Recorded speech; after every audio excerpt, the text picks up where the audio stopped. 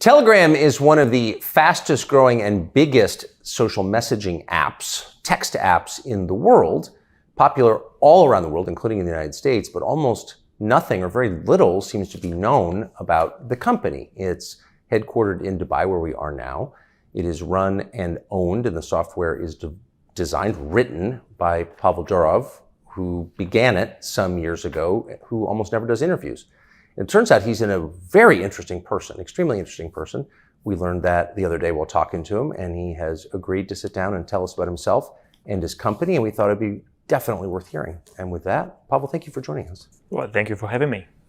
So I confess I've used Telegram. I didn't know anything about you or the company, and I was just kind of amazed by your story. And if you wouldn't mind just recreating it a little bit for our audience, where are you from? How did you start this and why? That will be a long story. That's okay. I was born in 1984 in the Soviet Union, so it was a fun year to be born in. And back then, I could witness, the deficiencies of the centralized system we had in the Soviet Union. When I was 4 years old, my family moved to Italy, where I could compare what I saw in Turin, Italy, with what I experienced in the Soviet Union. And I thought the capitalist system, the free market system, is definitely better, at least for me. And I went to school in Italy. I became sort of a part of the European as a result. But then when the Soviet Union collapsed, we decided to move back to Russia. In Italy, though, me and my brother, we had a lot of fun time. He was shown live on Italian TV as a young prodigy kid who could solve cubic equations in real time, being just 10 years old, and that was considered to be impossible back then in Italy. I don't know what a cubic equation is, so yeah, it sounds difficult. Definitely. And when I first went to school in Italy, I didn't know how to speak Italian. I didn't know a single Italian word, and a lot of teachers said, like, this kid will not going to be successful in our school. By the end of the first year, I was second best. By the end of this next year, I was the best student in our class. So it also showed me that, you could excel, you could compete. I liked that competitive environment. And then when we got back to Russia, it was a little bit chaotic. The only reason we got back is my father got an offer to run one of the departments in the St. Petersburg State University. He's one of the famous scholars and writers dealing with ancient Roman literature. And that experience was very different, and I still enjoyed it, because in Russia in the 90s, you had these experimental schools where you were taught everything. Like, we had 6 foreign languages, we had math, like very specialized. 6 foreign languages at once? 6 foreign languages in parallel. You would have math similar that you would have in specialized math schools, and like chemistry at the same level you would have at schools specialized in chemistry and biology. So that was really intense. My brother, he became the world champion in maths, in the international Olympiads in maths and programming many times in a row. Absolute best. Myself, I was just the best student at my school. Also did some victories in local competitions in several areas, but we both were very passionate about coding and designing stuff. And because we brought this IBM PC XT computer from Italy back in the early 90s, we were one of the few families in Russia who could actually teach ourselves how to program. And we started to do that. I was in the university, I was building websites for my fellow students. And as a result, I started a company that became what they call the Facebook of Russia. We don't like to name it that way because we actually managed to do a lot of things before Facebook, and that defined how the social media industry developed in the years to come. The company's name was VK. I started it when I was 21 years old. I just graduated university. And it eventually became the largest social network, the most popular social network in Russia, Ukraine, Belarus, Kazakhstan, and a bunch of other post-Soviet countries.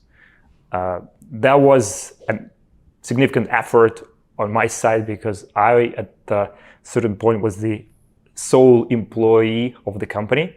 I would write the code myself, I would do the design myself, I would manage the servers myself. It was quite intense. I even responded to customer support requests. Barely slept, but that was a fun time when I was 21, 22 years old. And then the company grew, like I said, to somewhere about 100 million active users, which was a lot back then.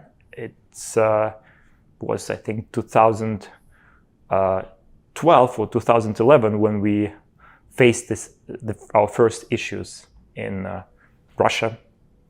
Because you see, I was still a big believer in these values of free market, freedoms, freedom of speech, freedom of assembly. So when the Russian opposition started to use VK to organize large protests in Russia, where like almost 500,000 people would go and protest on the main square or some of the main squares of the city, we were requested to ban these communities on VK by the government. And I refused.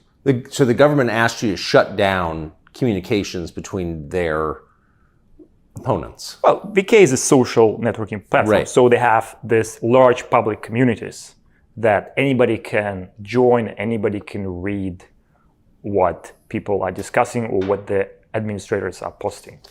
They can comment, they can share. So it was a tool for these protesters to organize themselves. Back then, it wasn't about us, siding with one side, with one part of the political fight or the other.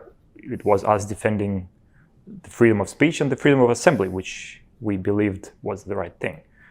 But that didn't go too well with the government, and they were not too happy about that, I would say. And in a few years from then, in 2013, we had a similar situation where you had these protests in Ukraine where people again would use VK to organize themselves and go to the main square of the city and show their disagreement with the government. Yes. And we received a request/demand from the Russian side saying you have to give us the private data of the organizers of these protests. And our response was, wait a minute, this is a different country. We won't betray our Ukrainian users because you ask us to do that.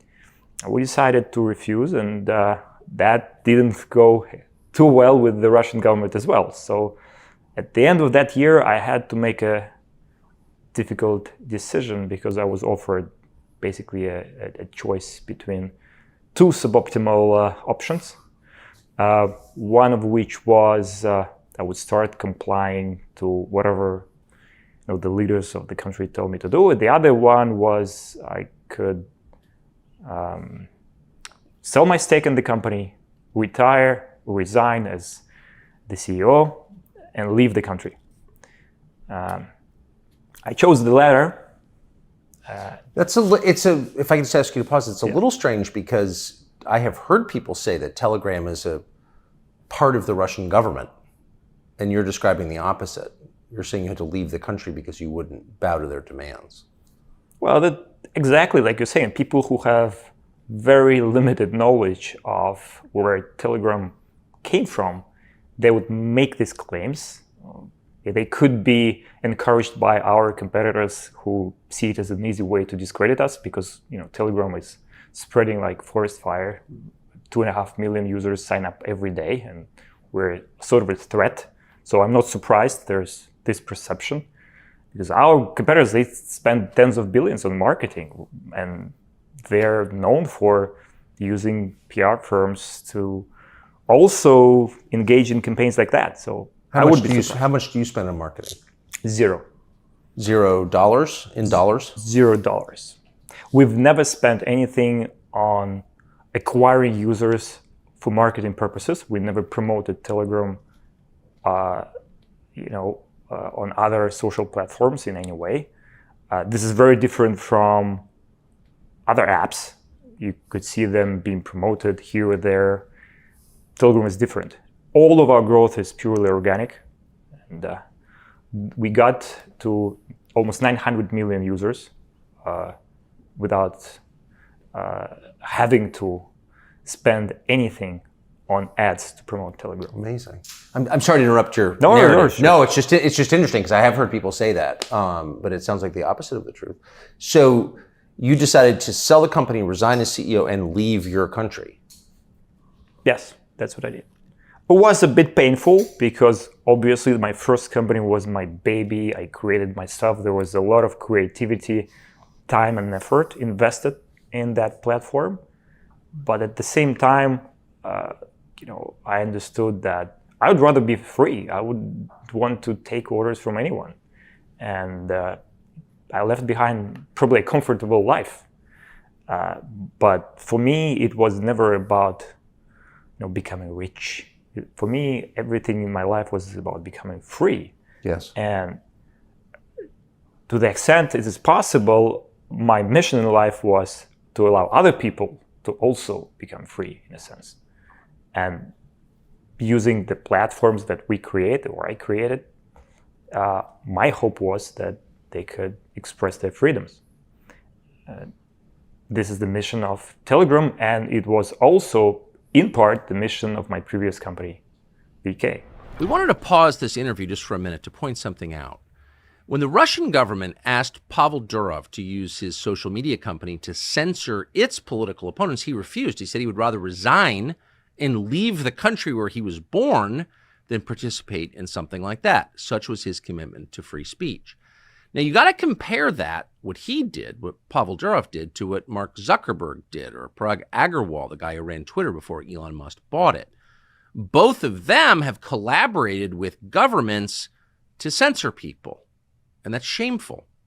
So we believe Pavel when he says that his app, Telegram, will be a bastion of free speech, because it has been. And we believe him because he's shown how committed to that he is. So we've decided that we're going to launch with pride our own Telegram channel to give one more avenue to reach people with our content free from censorship. So if you're on Telegram, we ask that you would subscribe to our new channel by searching for our username listed below. We're honored.